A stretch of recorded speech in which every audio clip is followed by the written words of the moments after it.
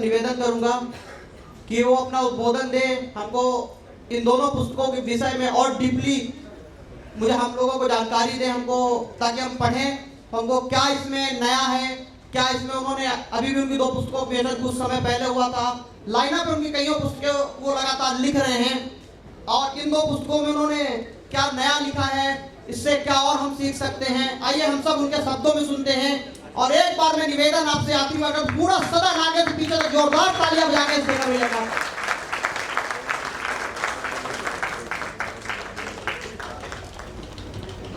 क्या महासरस्वती को प्रणाम करता हूँ। परम आदरणीय गुरुवर राजीव जी शर्मा के चरणों में नमन करते हुए मेरे पिता तुल्य हमारे भूतपूर्व गृह मंत्री श्री भारत सिंह जी के चरणों में नमन करता हूँ। दिनेश जी दिग्गज को नमन करता हूँ, वो भी मेरे आदरणीय गुरुवर के समकक्ष हैं। और मेरे बड़े भ्राता और गुरु भाई वाहेगुरु जी भाटिया को भी नमन करता हूँ। और शानदार संचालन से सबको अभिभूत करने वाले मेरे छोटे भाई असीम जी को आशीर्वाद दे दूं। आशीर्वाद देता हूँ। काव्या जी मिश्रा को भी मैं नमन करता हूँ। और सबसे पहले जैसा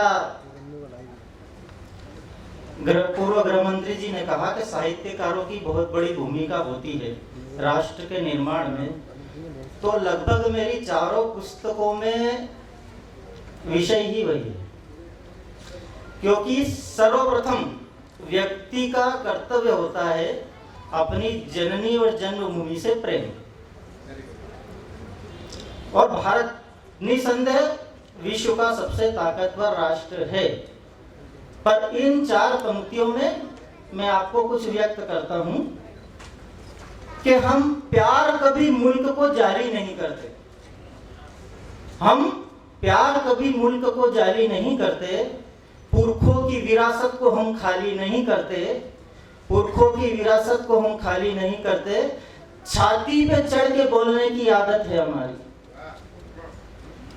छाती पे चढ़ के बोलने की आदत है हमारी। हम वो हैं जो हुकूमत की दलाली नहीं करते।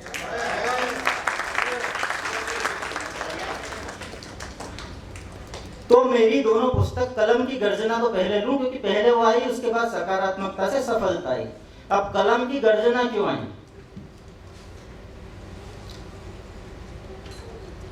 बेरोजगार इस देश में कोई है ही नहीं। बेरोजगारी है ही नहीं। महंगाई तो बिल्कुल भी नहीं है।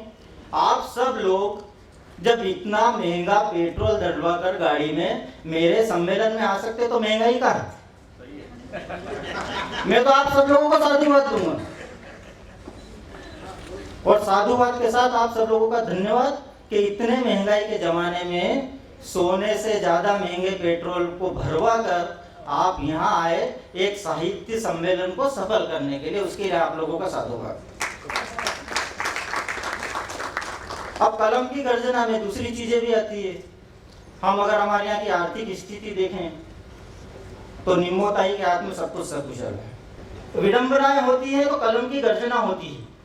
यहाँ मैं ना पक्ष ना विपक्ष की बात करूंगा, ना किसी पार्टी का नुमाइंदा हूं। मैं पहले आपको यह स्पष्ट कर दूं। मैंने शुरू में भी स्पष्ट करा है, मैं केवल देश का भला चाहता हूं, देश का कल्याण चाहता हूं, देश ऊपर उठे वह चाहता हूं। मैं किसी हुकूमत की दलाली नहीं करूंगा। मैं 4 पंक्ति में बोल चुका हूं। तो कलम की गर्जना विसंगति से चालू होती है। उसके अंदर मैंने करारे व्यंग लिखे हैं, व्यवस्थाओं पर प्रहार करते हुए व्यंग लिखे हैं जो पठनीय है।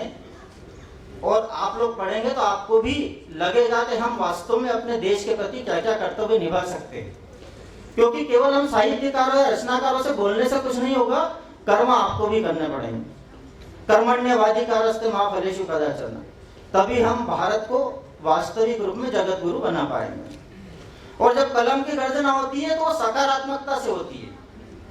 उसी सकारात्मकता से जब मैंने लिखा तो मैं सफलता के इस मुकाम पर आप लोगों के आशीर्वाद से खड़ा हूं।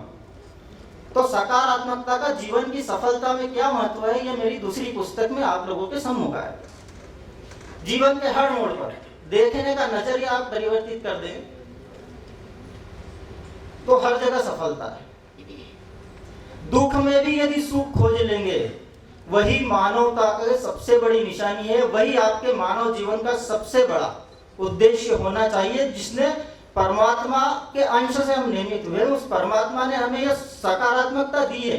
यदि परमात्मा सकारात्मक नहीं होता तो मानव क्यों बना था, वह ब्रह्मांड की रचना क्यों करता। यह सब कुछ उस पुस्तक के प्रारंभ से अंत तक मैंने समझाने की कोशिश करी, और निश्चित रूप से विद्यार्थी के लिए बहुत अच्छी रहेगी वो पुस्तक जो उसे पढ़ेंगे। तो यह मेरी दोनों पुस्तकों का मैंने संक्षिप्त आपको परिचय दे दिया, और इसी आशा और विश्वास के साथ कि हम आपका प्यार स्नेह हमेशा मिलता रहेगा। जय हिंद। शेखर भाई से आप सब भली भांति परिचित हैं। उनकी 2 किताबों का विमोचन आज हुआ है। 2 किताबों का विमोचन लॉकडाउन के दौरान प्रेस क्लब के सभागृह में एक इसी तरह के आयोजन में संपन्न हुआ था। शेखर भाई साधना करते हैं, साधना को शक्ति मिल जाए बहुत है, भावना को भक्ति मिल जाए बहुत है। साधना को शक्ति मिल जाए बहुत है, भावना को भक्ति मिल जाए बहुत है। आतंक पर बैठी दुनिया में शब्दों को अभिव्यक्ति मिल जाए बहुत है। तो ये शब्दों को अभिव्यक्त करने वाले शेखर भाई को मैं कोई पृष्ठभूमि नहीं बना रहा हूँ। समय की नज़ाकत और नफासत को देखते हुए मैं उन्हें आमंत्रित कर रहा हूँ कि वो अपने इस पारिवारिक माहौल में अपनी नई रचनाओं से हमें लाभान्वित करें। आदरणीय शेखर भैया, आपका बहुत बहुत स्वागत है, वंदन है, अभिनंदन है। आपका नाम शेखर है और आप काव्य के इस यात्रा में शिखर तक पहुंचे, ये हम सबकी कामना है। बहुत बहुत अभिनंदन है शेखर भाई।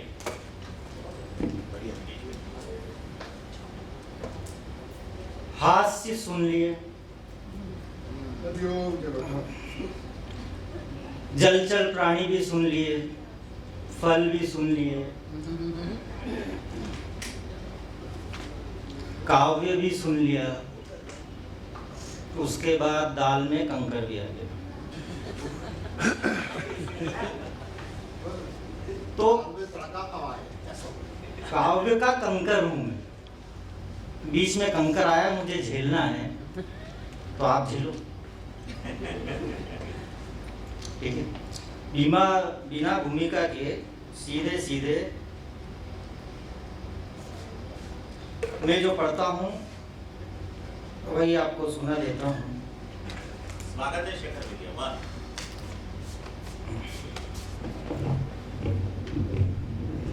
वर्तमान माहौल पे मैं सबसे पहले सुनाऊंगा, क्योंकि मेरा मिशन है सर्वधर्म सद्भाव, और वर्तमान में जो भारत में चल रहा है वह सर्वधर्म सद्भाव तो कदापि नहीं हो सकता।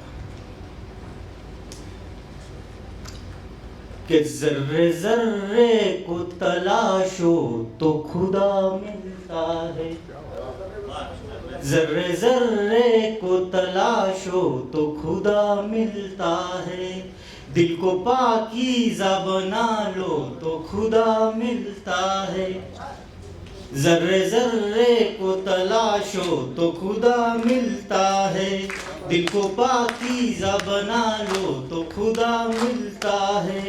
बनाओ मंदिर या मस्जिद जितने बनाने हों, बनाओ मंदिर और मस्जिद जो बनाने हो, भूख मजलूम की मिटाओ तो खुदा मिलता है, भूख मुस्लिम की मिटाओ तो खुदा मिलता है। आगे की पंक्तियों पे ध्यान करना गुरुदेव आपका।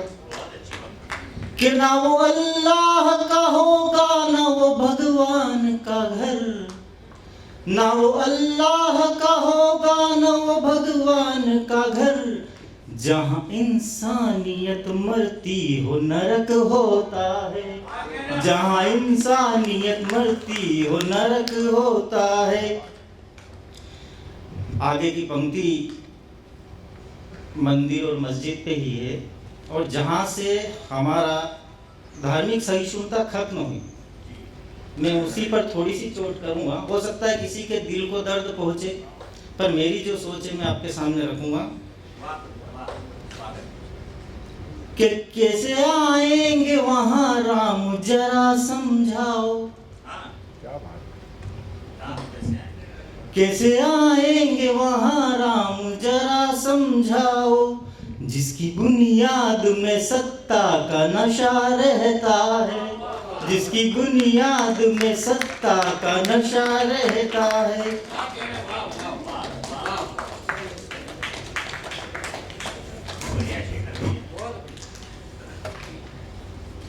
दो लाइनें और हैं इसके आगे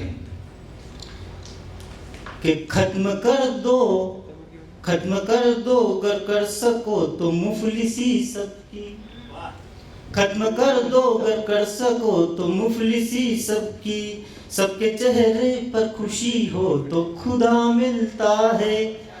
और शेखर कहता है कि इंसान तुम भी बन जाओ, शेखर कहता है कि इंसान तुम भी बन जाओ, सिया का राम तो इंसानों के घर रहता है, सिया का राम तो इंसानों के घर रहता है।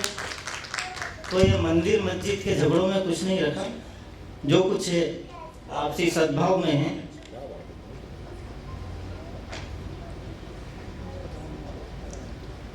और 4 लाइन और सुनाता हूँ इसी परिप्रेक्ष्य में कि ये जो सियासतों के हैं फैसले, भाईजान, यह जो सियासतों के हैं फैसले, यह जहालतों की किताब है।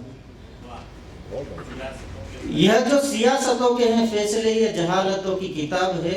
और जो बन के बैठे हैं रहनुमा, सर उनके गाफिलों का ताज है। जो बन के बैठे हैं रहनुमा, सर उनके गाफिलों का ताज है। और यह जो मुल्क की है तरक्कियां, यह जो मुल्क की है तरक्कियां, सब उन्हीं के घर में है दिख रही। यह जो मुल्क की है तरक्कियां, सब उन्हीं के घर में है दिख रही। और गरीबों के इस थाल में वही रोटी और वही प्याज। यही हुआ 75 सालों में, 75 सालों में, 76 सालों में, यही चलता आ रहा। और एक श्रृंगार सुना देता हूं, छोटी सी गजल है, गुरुदेव आशीर्वाद। कि नर्म नाजुक से मेरे लफ्जों का खत भेजूंगा, नर्म नाजुक से मेरे लफ्जों का खत भेजूंगा, ए दिल नशी में तुझे लिख के गजल भेजूंगा, नर्म नाजुक से मेरे लफ्ज, नर्म नाजुक से मेरे लफ्जों का खत भेजूंगा। आगे का शेर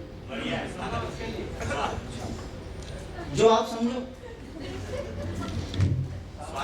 हाँ बिल्कुल साहब। कि पढ़ भी लेना उसे, लबों से लगा भी लेना, पढ़ भी लेना उसे, लबों से लगा भी लेना, मैं लिफाफे में मोहब्बत की महक भेजूंगा, मैं लिफाफे में मोहब्बत की महक भेजूंगा। और मेरे लफ्जों में बयां करके मैं तेरी चाहत, मेरे लफ्जों में बयां करके मैं तेरी चाहत, मेरे दिल से तेरे दिल को ये कसक भेजूंगा, मेरे दिल से तेरे दिल को ये कसक भेजूंगा। आखिरी शेर है कि नाम शेखर का ही बस तेरी जुबां पर होगा, भाईजान, नाम शेखर का ही बस तेरी जुबां पर होगा। उनको बता रहा हूँ, वो भी सुना देंगे, अब तीसरी भी करनी है उनको।